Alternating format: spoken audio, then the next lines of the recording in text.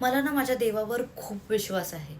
असं नाही आहे की मंदिरासमोर मी बसले आणि मी जेवढ्या इच्छा मागितल्या त्या सगळ्या त्यांनी पूर्ण केल्या. पण जेव्हा मी मोठ्या अडचणीत होती ना, तेव्हा त्यांनी कशा ना कशा थ्रू मला मार्ग दाखवला. जेव्हा मला जास्त गरज होती ना एखाद्या गोष्टीची, ती अगदी समोर आणून एका वेगळ्या कारणाने ठेवून दिली. पण ती मला दिली त्याने. जेव्हा मी पडले, जेव्हा मी एकटी राहिले, जेव्हा मला सगळ्यात स्ट्रॉंग व्हायची गरज होती ना, तेव्हा त्यांनीच हळूच मला त्या सगळ्यातनं बाहेर काढलं. मला मोठ्या गोष्टी नको हव्या त्या त्याच्याकडनं.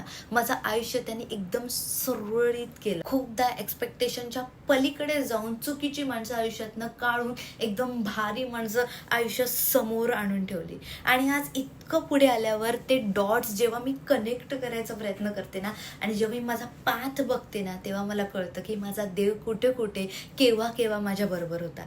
त्यामुळे प्रत्येक वेळी मंदिरात मागितलेलंच मिळतं असं नाही आहे. कधी आपल्याला जे योग्य असतं, आपल्याला जे बेस्ट असतं ना, तेच आपला देव आपल्याला येतो. त्यामुळे आपले कर्म चांगले ठेवा, आपलं मन एकदम साफ ठेवा, कोणाबद्दल कपटी विचार करू नका, कोणाबद्दल वाईट चिंतू नका.